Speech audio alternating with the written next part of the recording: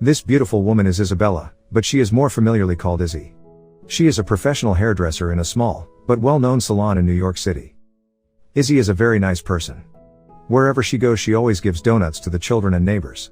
That morning, when Izzy left for work, she was shocked to see her salon on fire. Where's the fire? I got it. Like you saved us. Okay. Does.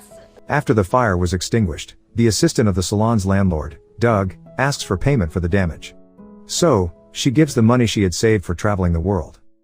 On the other hand, in a 5-star hotel, there is a handsome prince from Lavania country. His name is Thomas. At that time, he was visiting New York to attend a dinner with his fiancée's family.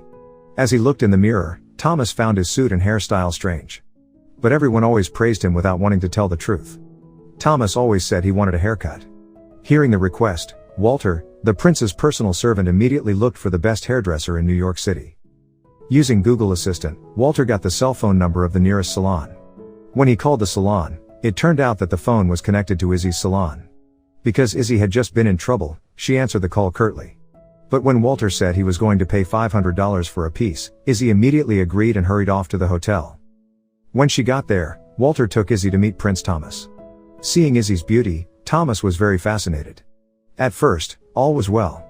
Izzy served the prince the best she could, because she knew Prince Thomas was an honorable man. But when she was cutting the prince's hair, suddenly the waiter accidentally dropped the drink. The waiter was furious. Seeing the reaction of the prince, who just kept silent even though someone was being abused, Izzy's view of the prince changed. So annoyed, Izzy even ordered Prince Thomas to cut his own hair. Then she left from there. At the salon, Izzy told all the employees about the incident earlier. When she was angry, suddenly Prince Thomas came. He had come to apologize for his behavior, which doesn't seem to care about the others' suffering. Prince Thomas also begged Izzy to continue cutting his hair. Hearing the prince's apology, Izzy's anger subsided and she decided to continue cutting Prince Thomas' hair. When finished, Prince Thomas was amazed by the hairstyle. Now, he's really cool.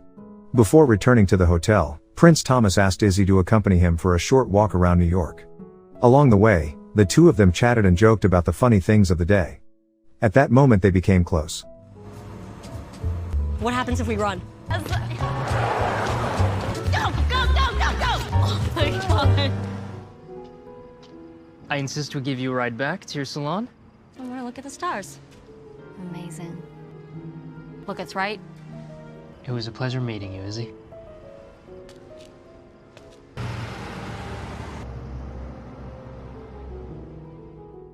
The next day, Prince Thomas goes to Lauren's house.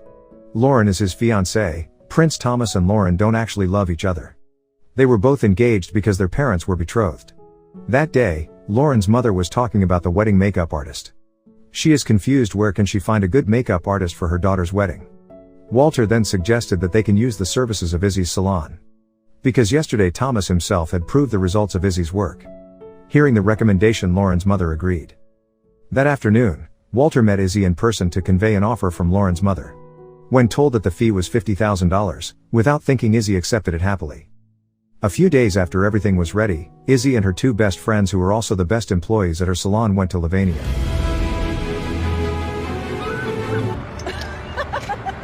It's a castle! Arriving at the royal palace, Walter showed them their room. Izzy's room is separate. She got a much bigger private room, and Walter told her that Prince Thomas had prepared this room for Izzy as his special guest. The next day, Izzy and her two assistants were tested by the butler of the palace. The butler explained, before starting to do the makeup on the D-Day, the three of them had to pass the trial makeup on the three maids. Makeover!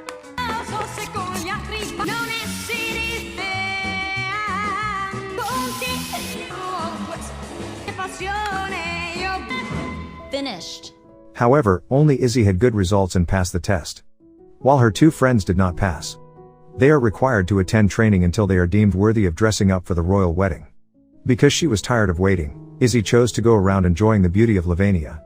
In the middle of the road, she accidentally entered a small village across the tracks. The people there looks poor and much different from the conditions around the palace. In the afternoon, when they got home, Prince Thomas and Lauren met Izzy at the gate, who was giving donuts for all maids. Prince Thomas then introduced Izzy to Lauren. Not only Thomas, even Lauren, who is a girl, is amazed by Izzy's cheerfulness and kindness. In the evening, Walter reported that he had seen Izzy leaving the palace alone. Worried, Prince Thomas hurried to change clothes and then followed Izzy. When they met, Prince Thomas said that he would accompany her.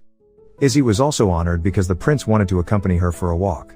When Izzy asked him to go to the village across the tracks, Prince Thomas looked terrified. Since childhood he was forbidden to go there because the area was dangerous. But Izzy didn't care, she was still going there. Even though it was late, when they arrived, it turned out that the situation there was far from what Prince Thomas had imagined. The whole village was busy partying, enjoying food and dancing, even the children joined the party happily. Izzy said from now on, Prince Thomas won't have to be afraid anymore. She invites him to dance with the villagers.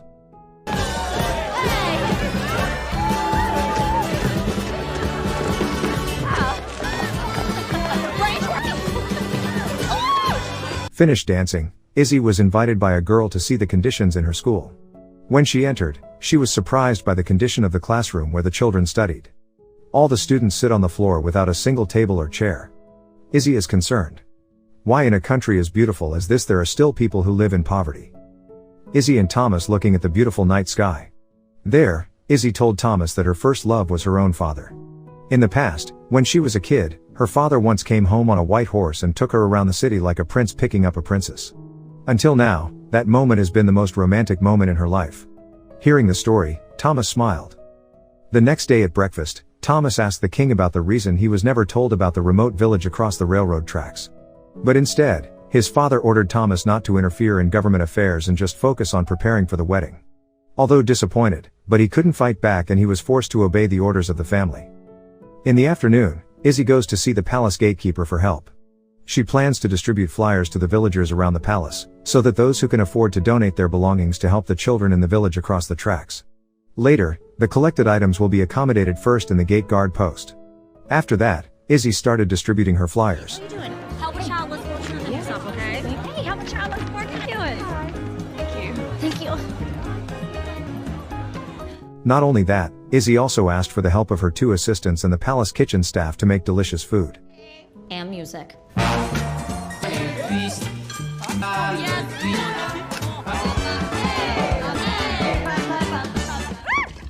The next day, Izzy was surprised to see so many donations given by people. Not long after Thomas came, Izzy told him the plan. Thomas was even more amazed by her. He also wanted to donate some items that were still fit for use from the palace warehouse.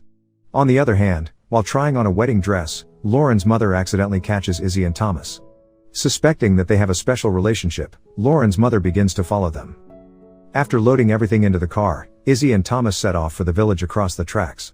When they arrived, they were immediately greeted by dozens of school children.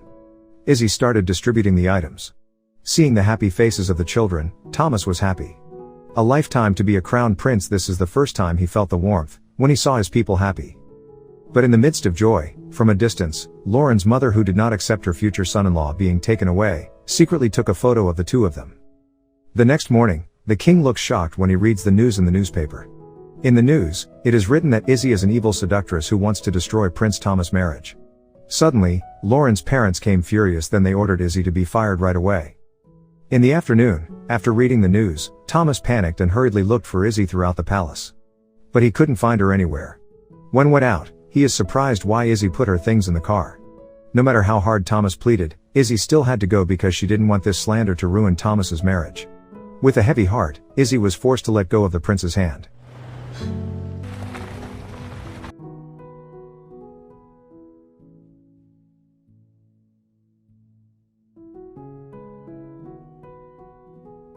After Izzy left, Thomas realized that he had fallen in love with her.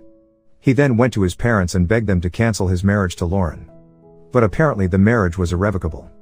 The king explained that Lavinia was actually going bankrupt. If Thomas marries Lauren, then Lauren's family, who are wealthy businessmen in New York, can help Lavinia's economy. As a prince, Thomas has a responsibility for the welfare of his people. He was forced to continue this marriage. The next day, Thomas and Lauren's wedding day arrived. In the room, while getting ready, Thomas asked Walter, should he marry a woman he doesn't love? Hearing the prince's question, Walter was saddened. Walter was the only person who understood Thomas because he had accompanied the prince from childhood until now. In the past, maybe Walter always lied so as not to offend the prince. But now, he felt it was time to be honest. Walter then told Thomas to go chasing his love, or else he would feel the biggest regret in his life. Hearing that honesty, Thomas was very happy and he rushed to meet Lauren. Nervously, Thomas tried to tell her that he wanted to cancel their wedding. But instead of being angry, Lauren was actually happy. In fact, she also didn't want to marry a man she didn't know. Lauren even encouraged Thomas to go after Izzy to New York. She said that she would help explain to her parents. Meanwhile, after a long journey, Izzy finally arrived at her salon. As usual, whenever there was a problem, the assistant of the salon's landlord would come. Again he tried to blackmail Izzy. But this time Izzy wasn't afraid. Firmly, she said that she had met the landlord. And it turns out that the landlord is not angry at all but instead apologizes because there are often electrical shorts in the building. Even the landlord also said that he had repeatedly ordered his assistant to fix the electricity. Now, Izzy was threatening him. If he is still bothering her, then she will complain to the landlord. Without saying much, the assistant of the salon's landlord left. That night, the whole family, friends and neighbors throw a small party to cheer up Izzy, so that she won't be sad anymore. In the middle of the party, Izzy went out for a while to get some fresh air. While gazing at the beautiful stars, she suddenly heard the sound of horses' footsteps. The prince appeared riding a white horse. He went upstairs and approached Izzy. He explained everything, then with great gentleness, the prince expressed his love. They both kissed under the beautiful stars.